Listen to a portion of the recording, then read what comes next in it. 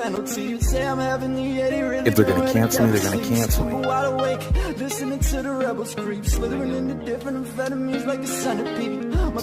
don't care. Go ahead, do it.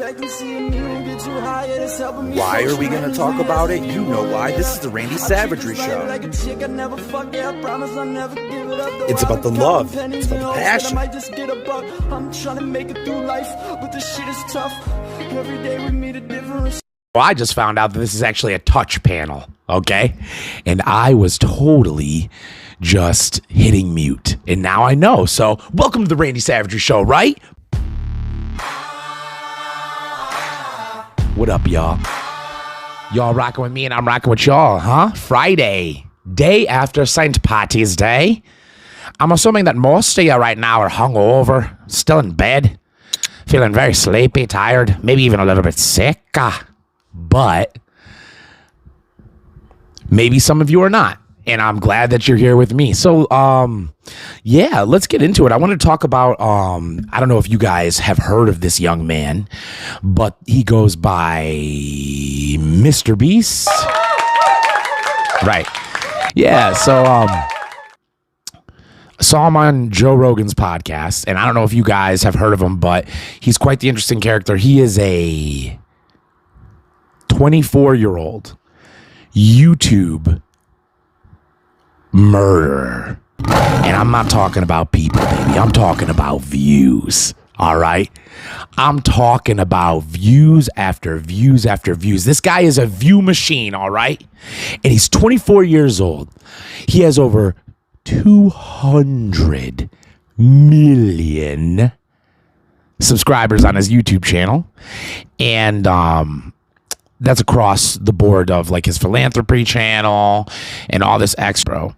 But the young man is killing it. I'm a fan. I don't know about you guys. I'm sure if you heard him, you'd also be a fan.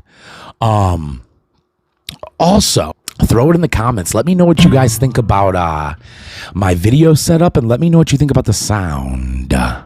Because, and the reason I'm using this type of inflection in my voice is because I'm pretty sure that I'm actually bringing you a better quality product now when it comes to the sound, when it comes to the video. So, y'all be the judge. Leave it in the comments below. All right. Call to action. Let's go. So I'm watching this podcast with MrBeast and Mr. Joe Rogan, and he's on there and he's just spilling the beans. He's trying to make himself definitely look really, really well. Like you could tell by the way he's like, "Oh, have you heard of my philanthropy channel? Oh, well, Jamie, pull it up. Jamie, go ahead and pull that up." Like he's trying to show all the good things that he does. He's like, "Oh, I don't live in a mansion because I give all my money away." It's like, all right, bro. You know what I'm saying? You're looking more weird now, right? Because you're 24 years old. Like, it's good to be a responsible young man. Don't get me wrong. Ooh, crack this hip. Ooh. Yeah, I'm not saying go blow all your money, but you sound like you're faking it. And he asked you, he said, "Hey, man, you never done anything crazy? You make millions and millions of dollars off of one video." And he goes, "What I did do was I bought a couple of expensive garments one time, maybe a couple $1,000s. And it's funny. And this is what I learned. And this is actually why I think a lot of wealthy people don't just, they can't live anywhere, or at least famous people. This guy broke into my house and stole everything. He stole it all." Now, listen, ladies and gentlemen, me personally, I've been watching the Beast for a while, and I ain't talking about his YouTube videos. I'm talking about his interviews. And I have heard exclusively MrBeast say himself that he is a degenerate gambler.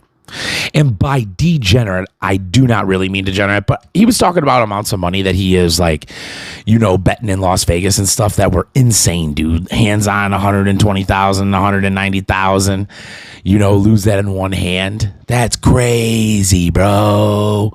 Whoa. Let's go. That's insane, dude. That's such a crazy amount of money. But here's the thing. This is what I was thinking about. even the first time I heard him say that, the first time I heard him say, oh, I'm addicted to gambling. Obviously you're addicted to gambling. Why don't you just record it? Why hide it? Why not record and monetize like Mr. Beast? Mr. Beast puts 190K on one hand. Dude, I don't think you understand. People would have watched that and then you would have made money back off the video. You know what I mean? Like, for your gambling. It's insane, bro. Oh, sorry, guys, my back. I feel like I need to crack my hip. That is what I feel like I need to do. And, this is pre-recorded. So at any time, ladies and gentlemen, I can crack my hip. I got full freedom. Because if I could have just cracked my hip right now with editing. You know what I mean? I could have just cracked my hip right there. And you wouldn't even know. But I didn't. I didn't. It still feels weird. Ugh. Yeah, so I watched this episode on Mr. Beast, and Mr. Beast basically just, he spills the tea, baby. He spills the tea. He lets people know that, like, the speed, the cut, how fast, how G-ja, boo, wah. How much I can boop. What I boop. That kind of stuff. Ba-ba-da-ba-da-ba-da-ba. He's basically studied the game on how to keep you watching his stuff.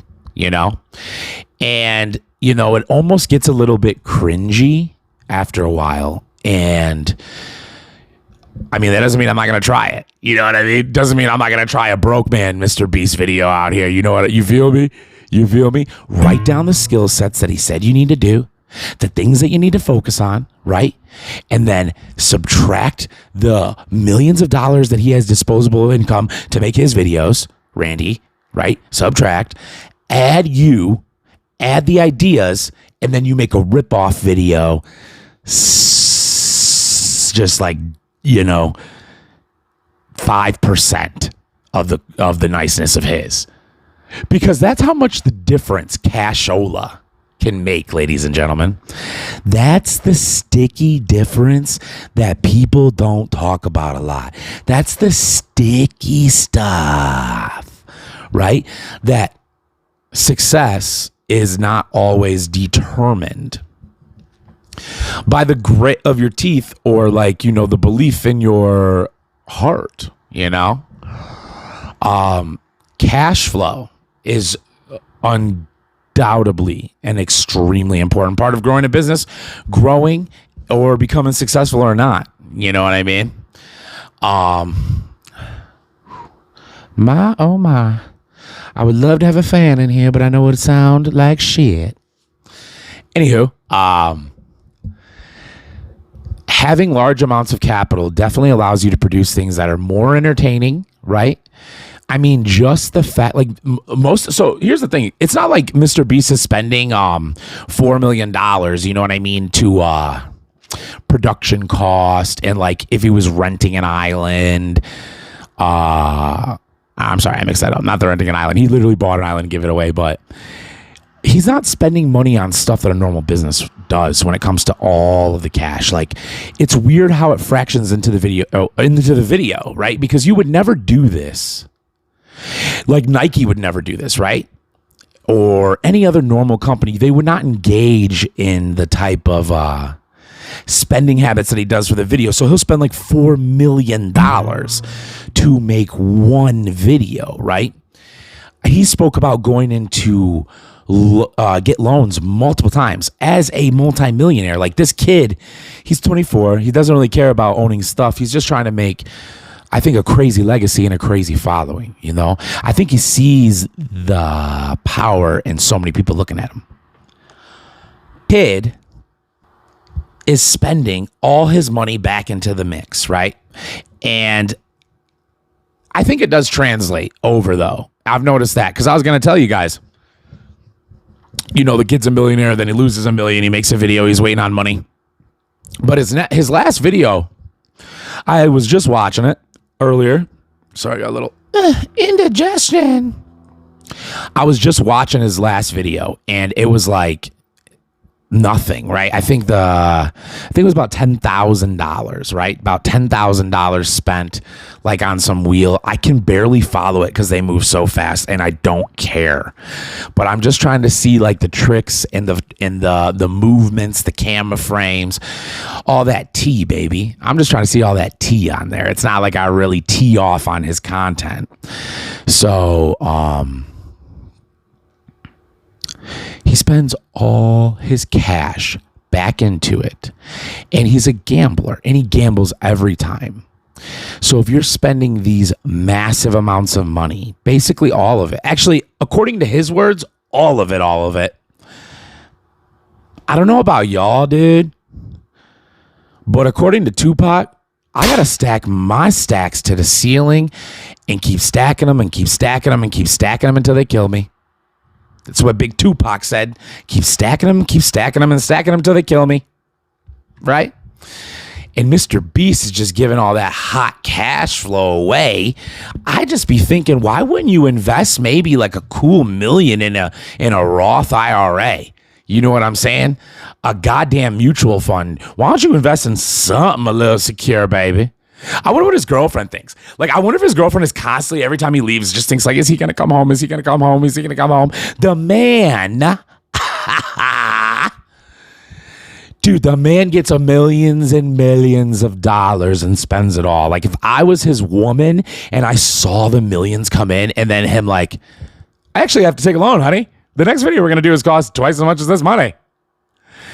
I mean, I would just be emboldened with sadness, man. Emboldened with sadness. And I would be sneaking around trying to think about how I can secure some cash out of this psycho. I'd be thinking, this man is insane. I want to have a family. I see $24 million come in and then $34 million go out on a regular basis. I can't live like this. I bet his girl go crazy, bro. Oh, snap. Or his boy. I don't know what he had that super duper Christian vibe. You know what I mean? So I personally, I don't know. I don't think that he's a homosexual, is what I'm trying to say. Even though he kind of moves like a homosexual, he kind of speaks like a homosexual, and he has this like, I don't know, cheeky, boyish, gay charm about him, you know? I don't think he is. He's from North Carolina, and I think he's actually a real Christian boy. You know what I mean? Conversion camp Christian. All right, baby. Let's go. So the last video that he put up, it was very short, and it only got 7.1 million views. And I mean, he's got ones that got like 65 million views. So in the world of the Beast, Young Beast, you know, that was a miss. That was a swing and a miss. You didn't spend a lot of money, and I guess that translates over. So what I was actually thinking when I saw that was, I wonder how high performing you could be if you didn't have any money. And I know you started with like no money, but also, you know, the lengths of what your audience was wanting from you was not so high. You know what I mean? You set the bar now. You know, you're big dog now. You know what I'm saying? You know what I'm saying? You big. You know what I mean? You run the yard now, bro. You're a yard runner. And as a yard runner, could you still, you know, produce views like you do without spending millions and millions of dollars? I mean, I think brother, talk to anybody from West Bloomfield. I think they will tell you something similar to what I am saying. You need to save something.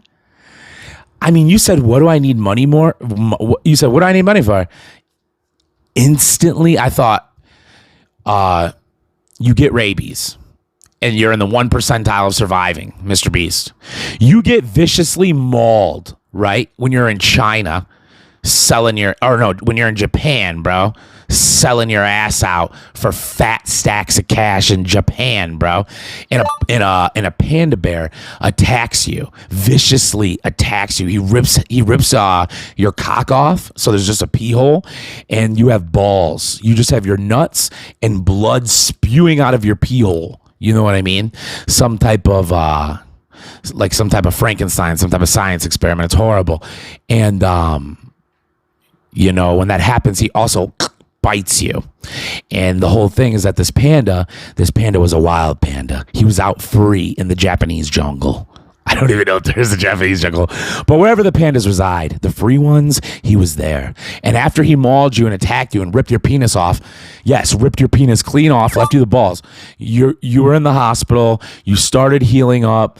You started to regain consciousness, and it happened very, very fast. And when you woke up, right? You woke up. This was less than 6 hours later, right? 6 hours later. The nurse comes in and says, "Sir, you have been infected with rabies. There's a 99% chance that you will not survive," because that's how rabies works. You know what I mean? And she says, "There is one serum that is very rare." This is true, by the way, because I was watching NPR, and it was a whole story about a girl who actually did survive rabies. She's the only woman known in history. You guys should look it up. NPR, send a check. MrBeast, you have rabies at this point, and they come to you and they say this very, very rare serum that it's hard to get. We can get it to you, but all you have to do is give us $4.3 million. You know what I mean? The cost of Squid Games. The Squid Games episode, I mean. Give it now. And then you are going to look down at your dickless, big bald body, bro, and think to yourself, why didn't I just save a little bit of that cash?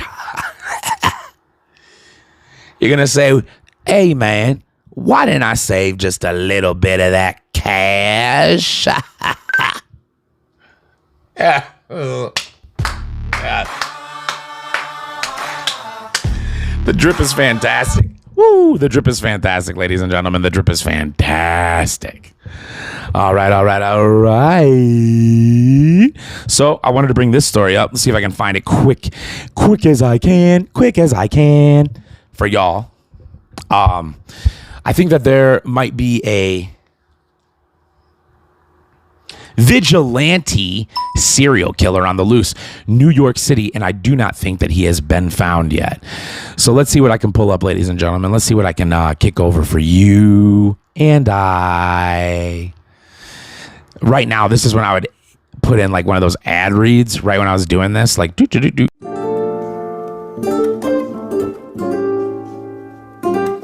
Looking up, but no ads yet, baby.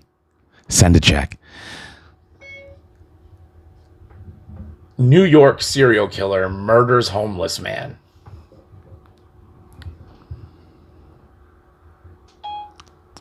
Crazy. Oh, so he's not on the loose anymore, ladies and gentlemen. I think they just caught him. I mean, he shot the dude on camera. Let's find out what the happened, ladies and gentlemen. Let's go. Country road to the place I belong, West Virginia. All right. Alleged homeless attacker sat and listened to music after homeless shooting. The judge on Thursday pointed to the allegation that Gerald Brevard III sat and listened to music after the shooting as one of multiple reasons to hold him without bail, saying he is alleged to have played the music as if there was some kind of amusement. The 30-year-old man, apprehended a day ago in the targeted shooting of 5 homeless men in New York City and Washington, D.C., appeared in court in person for the first time Thursday as his family sheds more light on the person at the center of the case. So far, Gerald Brevard III has been charged only in the 3 attacks in D.C., which the NYPD says has a strong person of interest. In the 2 Manhattan shootings, 2 of the 5 victims died, one in each affected city. Brevard was ordered held without bail after appearing before a judge in Washington on a first-degree murder charge in connection with the death of a 54-year-old Morgan Holmes, who was found shot and stabbed inside a burning tent in Washington this month. Prosecutors allege Brevard escalated his violence as he stalked and shot homeless people asleep on the streets of two cities over a 10-day period. So, first off, right, we got homeboy. I don't know, ATF. You know, he doesn't look too bad. Like, he doesn't look like he's a drug addict or deranged or anything. It's interesting. I wonder if he feels that he is just maybe a vigilante. You know, homelessness is a problem, ladies and gentlemen. Homelessness is nothing to joke about, all right? It's not something to ha-ha about, because being homeless is really tough, okay? I've been homeless myself. I've been homeless. I've been literally one of those guys that was sleeping in the box that homeboy shot in the fucking head. Only I didn't get shot in the head. So, that being said, also, when you're homeless, it is kind of an issue. And you're kind of an issue when you're a homeless person. That's another thing. Let me ask you guys a question. You guys know a lot of Harvard graduates or Michigan graduates even that are homeless.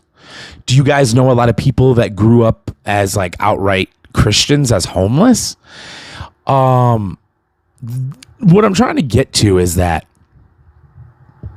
when you're an individual who decides to sleep on the street, almost without fail, you either have some type of drug dependency that causes you to do things that are of the illegal nature, such as steal, sell drugs, use drugs. You know, you're not the most productive person in society. And remember, this is coming from a person who was homeless himself, addicted to drugs himself, right? So you ain't going to come at me. I'm going to talk shit about my own.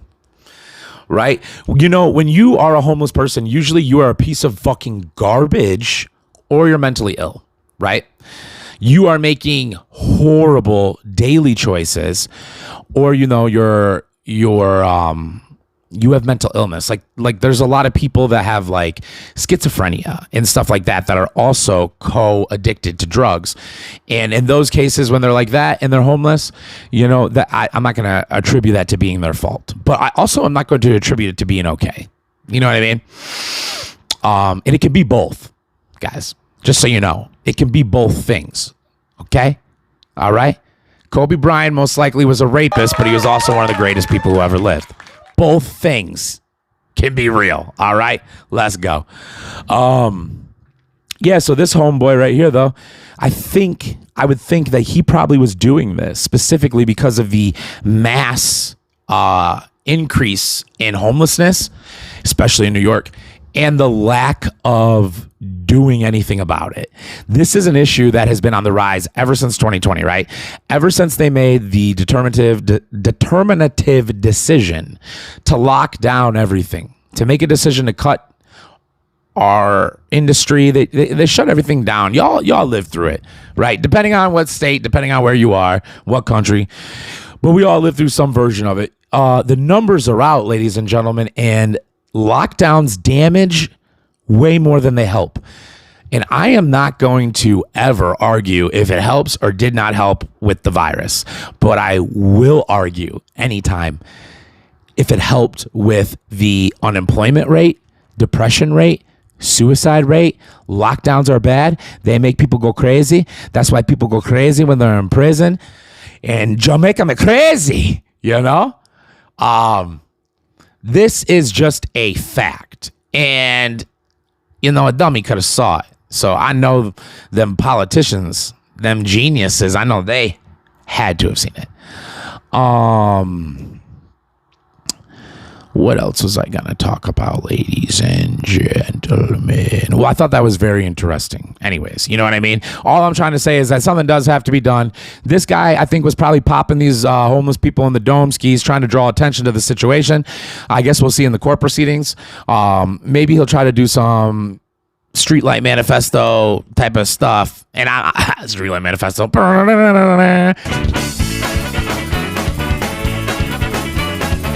I don't know if you guys like ska. What I meant was Ted Kaczynski manifesto stuff. It would be kind of cool if he did, rather than just be some psycho that was shooting people. Although he was a psycho, just shooting people regardless. But a lot of times people do these things because they want to draw attention to the situation. And ever since COVID lockdown, there has been a extreme rise in homelessness. Everybody knows that rent is up. Everybody knows that they're not paying much more where you work. Gas is up. Putin's fighting for his country. You know what I'm saying? It's rough, guys. It's rough. It's rough out there. It really is. It's rough. People are doing things that are rough to each other, and it's a little sad. You know what I mean? I was actually personally saddened myself. I was personally sad at myself because one of my great friends, right? And even right now, I got no bad blood for you, brother. None at all. But one of my very close friends, Mitch the Jew, if you guys ever followed him, heard about him, he has a podcast. I'm not really trying to throw him no clout anymore after what he, said and whatnot. But, so I guess he had decided, right, that he no longer can do podcasts with me. He no longer can work with me. And this decision was actually based and made off of a Twitch live that I did, that he did, that his girlfriend Sarah did, right? And me and my ex. And during that process, I took the video that I was in. And if any of you guys make content online, you know that it's very clear that if some type of organization or a podcast or whatever it is doesn't want you to use the digital content, then you would sign some type of release disclosure. And if at minimum you would verbally agree to it, right? Already having the permission from my friend, Mitch, he said, anytime you're in something, you can post it. So naturally, I posted it, right? We're in the hot tub. We're having fun. It's a good time. It's this, it's that, It's groovy, baby. It's very Austin Powers, and it did make me Randy. I post it. I get about 20 views, right? The kid hits me up. He goes, yo, I can't believe you posted that. I don't want to be your friend. I'm blocking you on everything. You can't be trusted. You're horrible, this and that. And I guess like her parents found out and then threatened to take legal action for, I guess, me to take mine down. But he did take his down as well, which I was shocked by. By the way, they would have lost all their fucking money. It's so funny. Rich people that don't know, like, the law is still the law, right? And honestly, if I was him, I would have been like, let's go to war, baby. Let's go. And I would have gone in there with no lawyer and just let it proceed. Because the worst that would happen to me is I got to take some fucking little video down. They're about to blow through cash to lose. But I digress. Anyways, to not, ruffle any more feathers, he asked me to take it down. I take it down. I'm like, you win, bro, whatever. I'm like, you got over 500 views on your Twitch stream for that one video with us in it. I'm sure my 20 views is the big problem. Anyways, he promptly after that says, no, you want to know what the big problem is? You always got to be right. You always got to be right. You always have to be right. And I did say that you could use any content that you're in. You can use any of it, but you took it off the Twitch and you put it onto YouTube, and your YouTube is public. It's not 18. Guess what, buddy? Why didn't you ask me just to make it 18? Then I could have made the episode 18 and up. 18 and up. 18 and up. You want to know why? Because you're lying. Because you're lying, and you hate admitting when you're wrong. That's really the biggest thing. Sweetheart, Mitch. Sweetheart, it's not that I have to be right. It's when I'm right, I'm going to call it out. And if I'm wrong, I'm going to admit it. That's what some of us men do. We just own up to our shit. You know what I mean? Own up to your bullshit. Yeah, but hey, ladies and gentlemen, I have no worries. So that's going to make it the end of the Randy Savage Show. Catch me anytime. Make sure to like, share, and subscribe. All right? Boom.